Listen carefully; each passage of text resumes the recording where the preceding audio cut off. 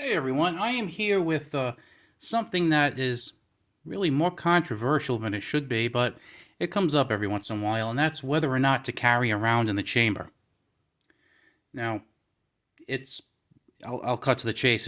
It's probably better to carry around in the chamber, but again, that goes by your comfort level, which I want to address later on. So, if you carry around in the chamber, you will more quickly be able to put your handgun into action if it's needed. That makes sense, right? Now, just so you know, this Beretta PX4 Storm in 45 ACP, Glock 29 in 10 millimeter, and this Taurus Poly Protector in 357. These two don't have any magazines. All the chambers are cleared. Nothing in the cylinder. So, for those of you who are nervous about that sort of thing, I'm safe. Anyway, if you carry around in the chamber with, say, a gun like this, you're ready to go. If there is an issue and you need to use it immediately, this can be drawn from your holster.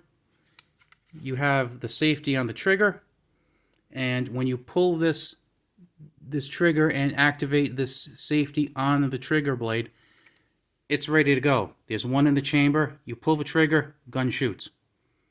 Easy peasy.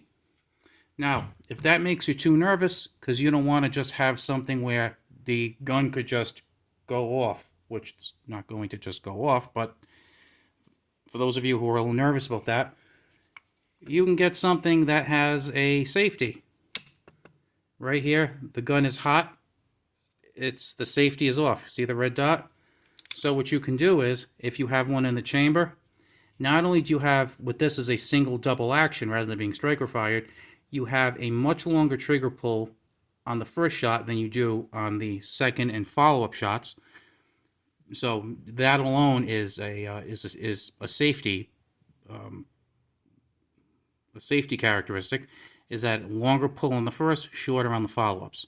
So right there, that's good. Makes it a little bit more safe. But then you also have the safety, and then you can just engage and disengage just by activating like this with your thumb. Okay? So if the idea of carrying a striker fired gun with one in the chamber makes you a little queasy, you can just get this. You go to safety. It's a little bit better. Now, keep in mind, if you don't carry one in the chamber, with something like this, you're going to have to rack the slide. Okay? Just like that, rack that slide.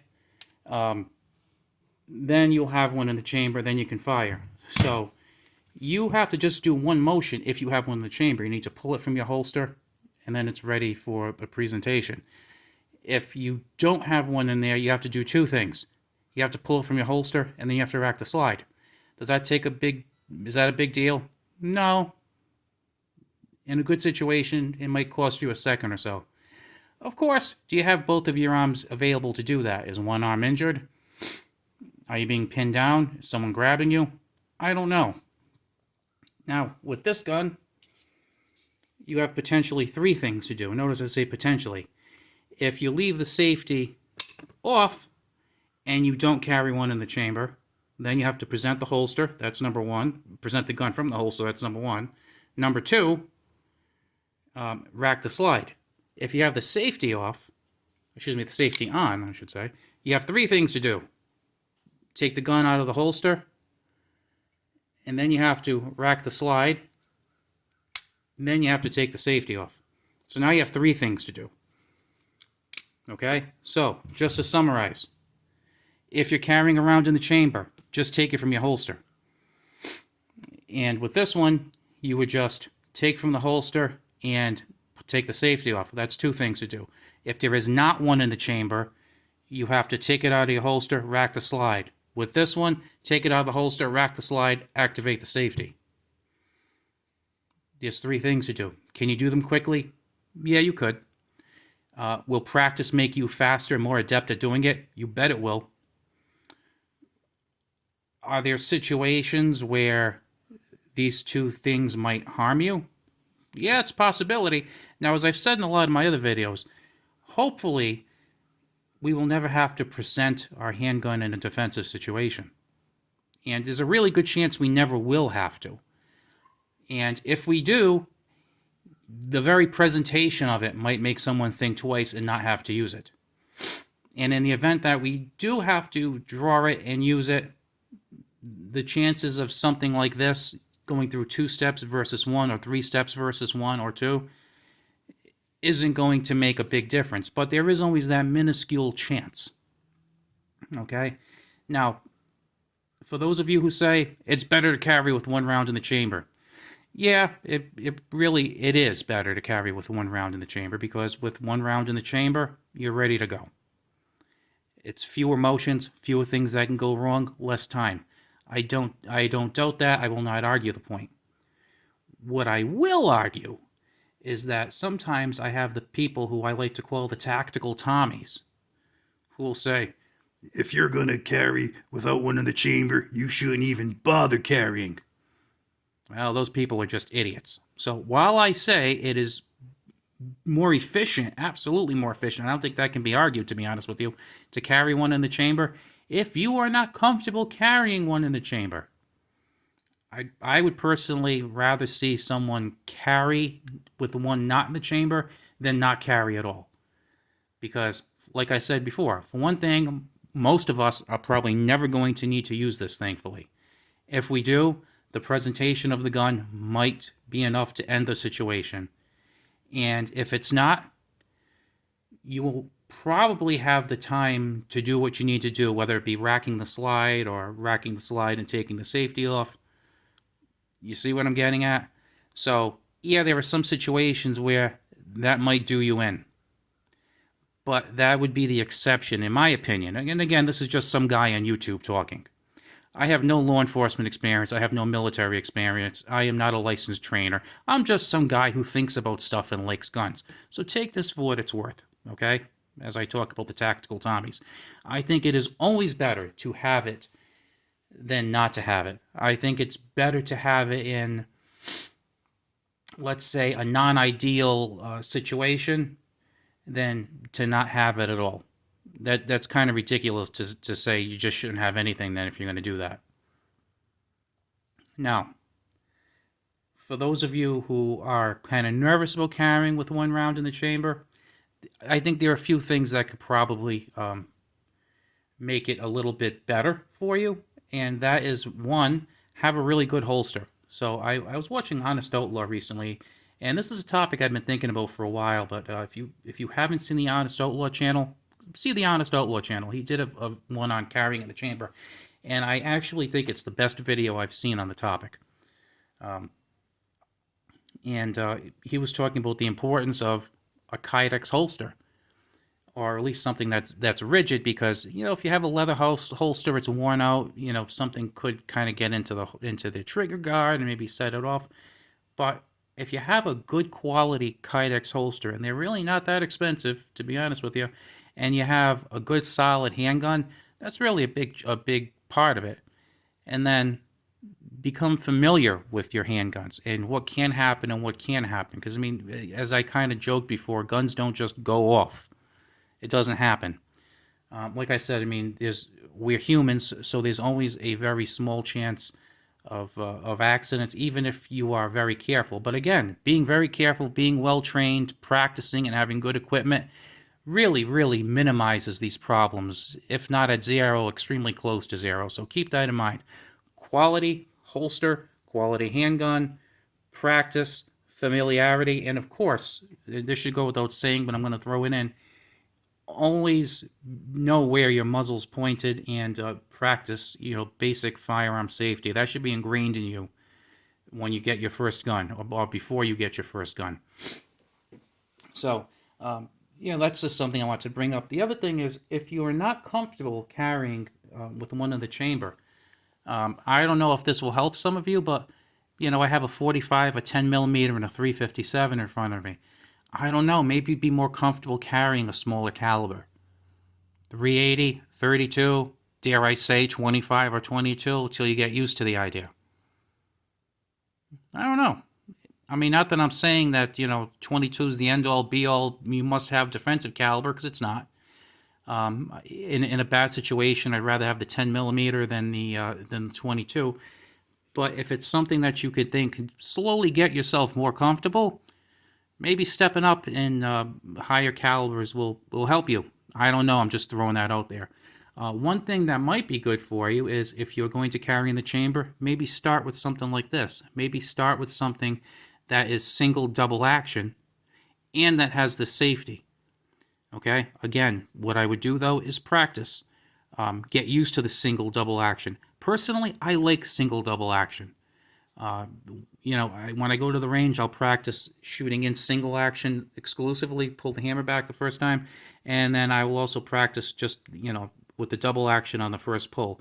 That functions like a safety because you have that extra trigger pull the first time. The other option you have is you have this safety too. So it's really like you've got two things. So you have the luxury of having that round in the chamber to be ready to go, and this is the important part, with one hand operation, because you can pull, all you need to do to pull this is your index finger, and all you need to with this is your thumb. Now, one other caveat with that, I'd make sure that if your gun has adjustable back straps, make sure you put the one that fits your hand the best. My hands are a little bit bigger than average, so I usually go with the average to the larger back strap.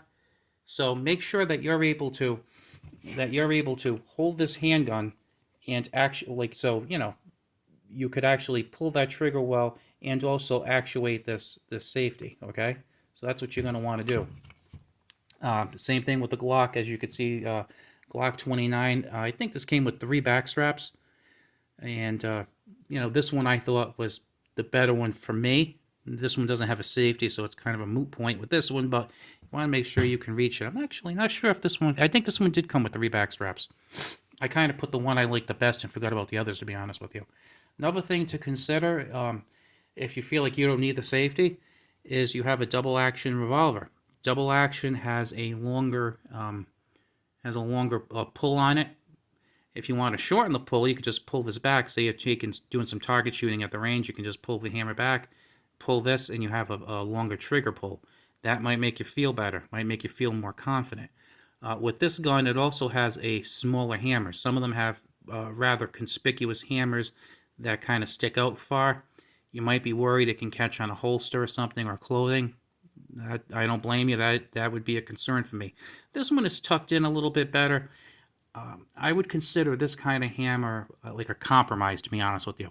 It's not sticking all the way out so it can hook on something, but it's also not double action only. So if you want to shoot some single action, you certainly can. And it's knurled there. It's pretty easy to find and actuate if you need to. But if you think you might like the idea of a revolver, and you don't think you're going to use the single action, and you'd rather have the safety of not even having the slightest chance of doing this, of hitting this hammer, which this one's pretty tucked down, but I would suggest a double action only. I know Taurus makes double action only revolvers. Smith & Wesson makes double action only revolvers. And I would assume that, I know Ruger does too, so I would assume that most of the revolver companies, I wouldn't say all, but most of the companies that make single double action revolvers make just double action only. That might be a good option for you because you don't have to worry about this, and you have the protection of the longer trigger pull. Now, there are other limitations. Yeah, like it only has 5 rounds of stuff, but that's not the topic of today's video. So, just a little bit to think about.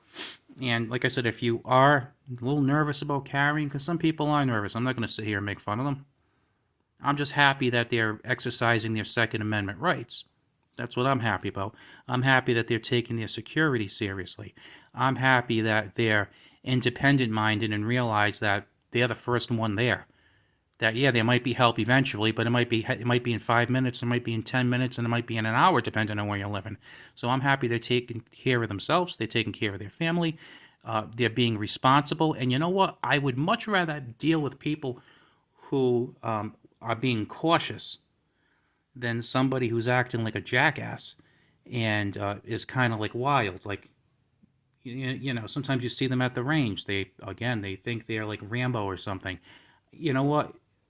If I'm going to go shoot with some friends, I'd rather have someone who has some healthy skepticism and maybe a little anxiety in them and make sure they're doing the right thing than someone who is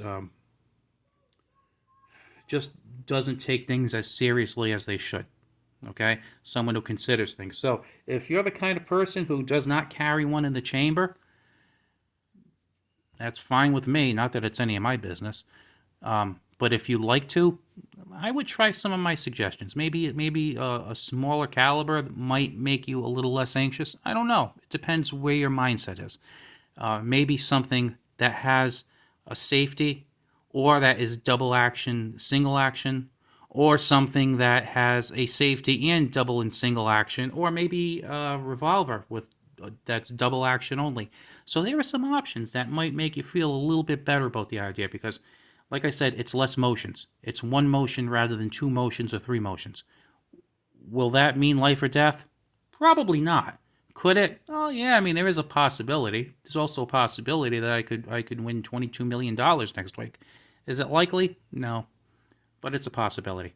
So anyway, I hope you enjoyed this video. If you did enjoy the video, I would really appreciate a thumbs up and a subscription if you have not subscribed. And I will talk to you later.